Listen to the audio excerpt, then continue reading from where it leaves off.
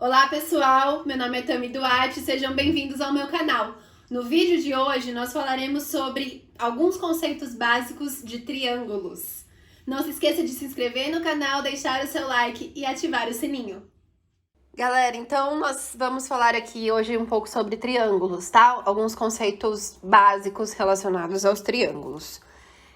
Para começar, os elementos de um triângulo. O triângulo é um polígono de 3 lados, então ele é formado por 3 lados, ele possui 3 vértices, 3 ângulos internos, 3 ângulos externos, tá? Os vértices aqui do meu triângulo, né, são representados por esses pontos, por essas letras maiúsculas. Então, seria o ponto A, o ponto B e o ponto C, o vértice A, o vértice B e o vértice C. Vértice, como é ponto, é representado por letra maiúscula, ok?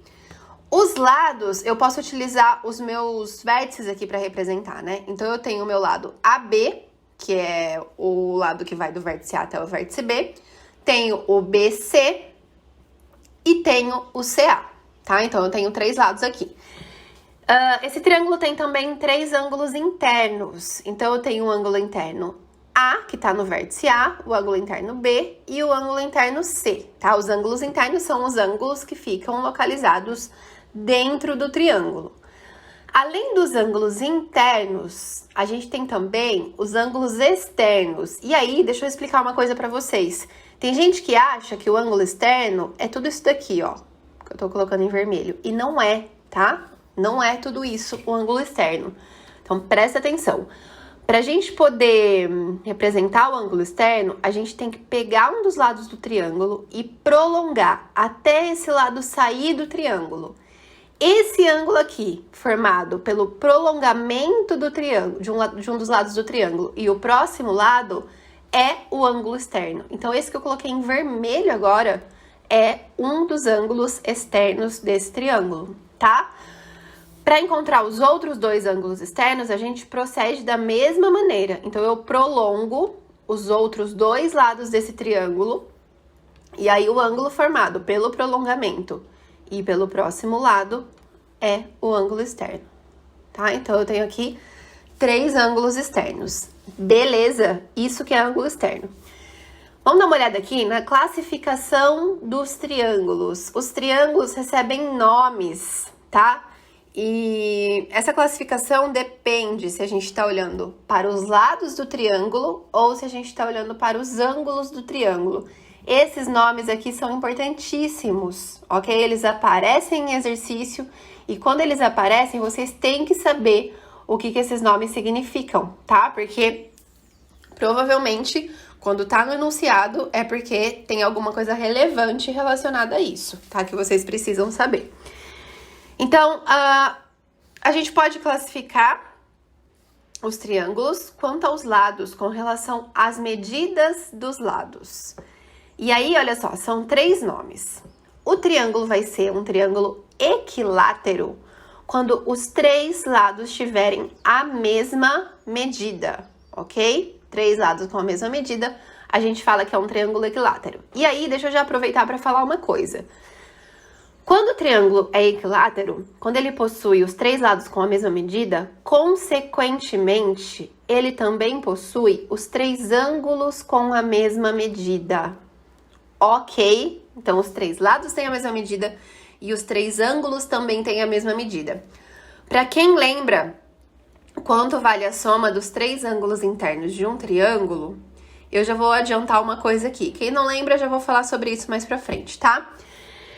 A soma dos 3 ângulos internos de qualquer triângulo, de qualquer tipo, é 180 graus. Então, nesse caso do equilátero, como os 3 ângulos são iguais, cada um deles vai medir 60 graus, ok? Sempre, galera, sempre que eu tiver um triângulo equilátero, cada ângulo interno mede 60 graus, beleza?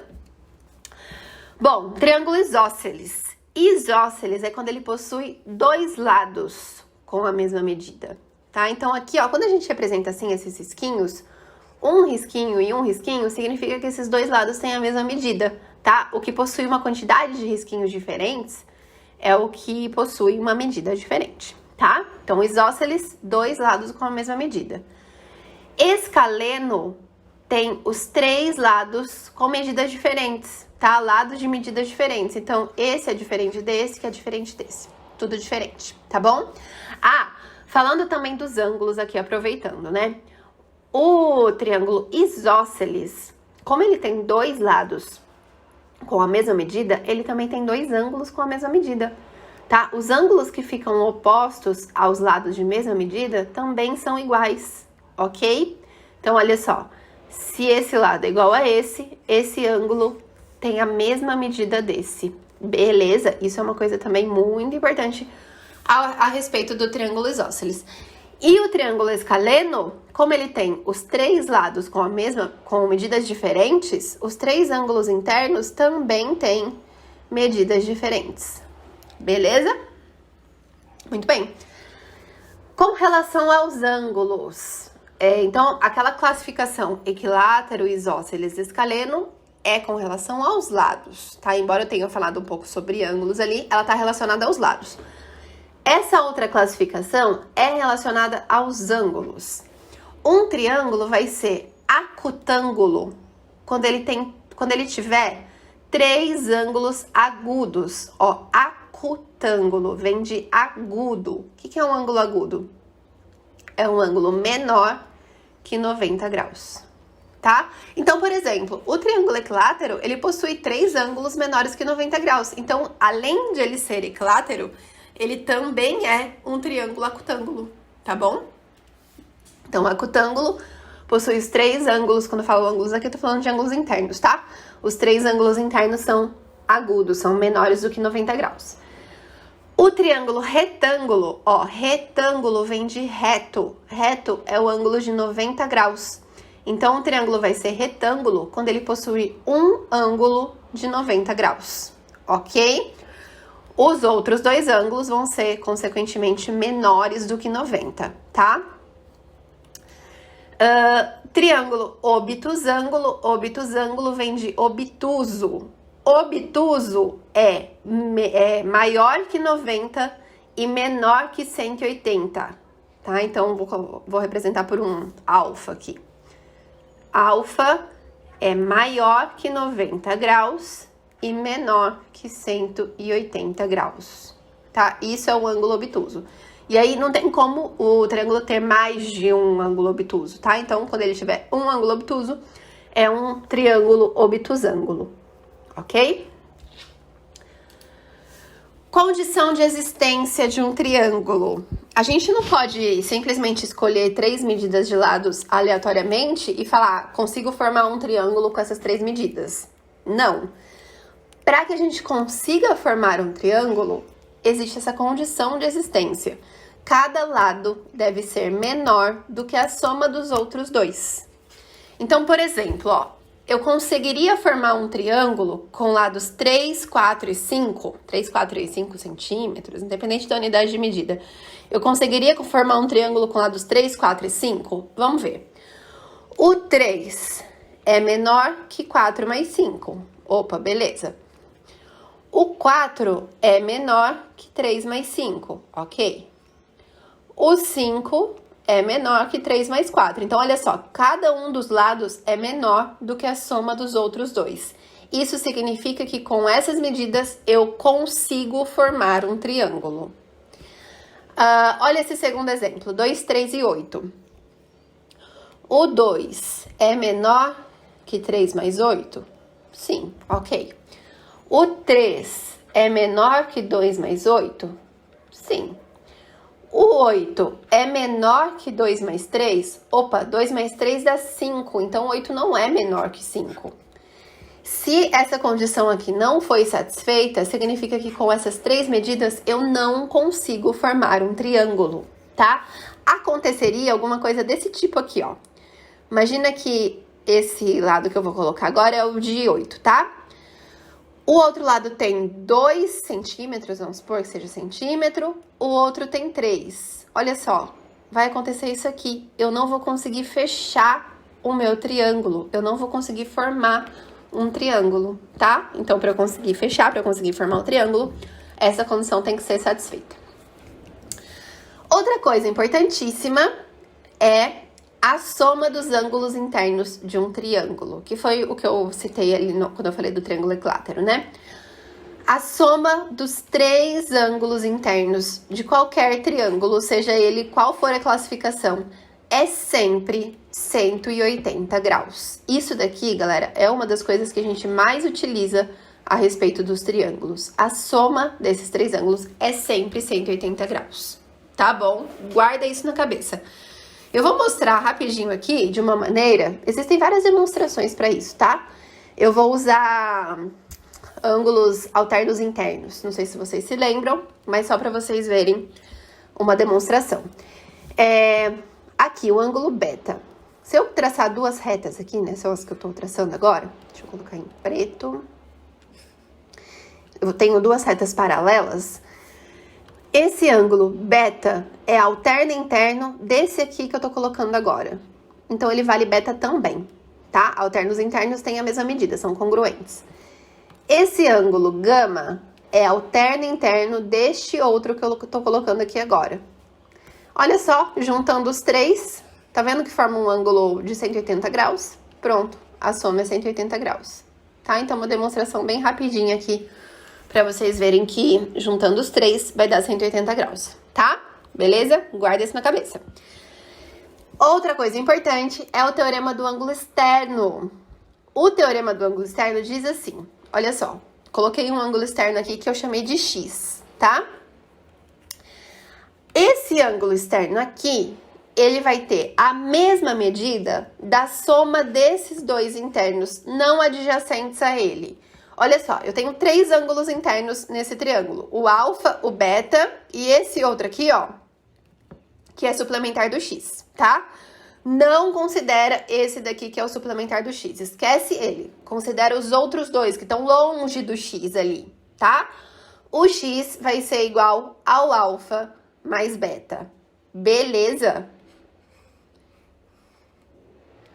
Ok? Daria para fazer uma demonstração usando o que eu acabei de falar, o fato da soma dos 3 internos ser 180, tá? Mas não vou fazer essa demonstração agora. Se vocês quiserem que eu faça, só deixa no comentário que eu gravo um videozinho depois fazendo. É super simples, na verdade, tá bom?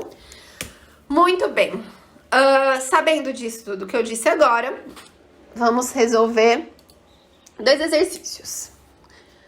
Primeiro, qual é a medida do ângulo representado por x na figura a seguir? Olha só, eu tenho uma figura um pouco estranha aí, né? Parece um triângulo, mas não é bem um triângulo. O que a gente vai fazer aqui nesse exercício? Ó, se vocês quiserem, pausa o vídeo agora, tenta resolver e depois volta pra ver a minha resolução, tá bom? A gente vai fazer o seguinte, isso não é um triângulo, tá? Mas ao invés de eu fechar aqui pra formar um triângulo, eu vou fazer diferente. Eu vou traçar um segmento de reta aqui, olha. Ok? Tá vendo que eu formei 2 triângulos? Tem um triângulo aqui. Aqui. E tem um outro triângulo aqui, tá? Então, eu vou trabalhar com esses 2 triângulos.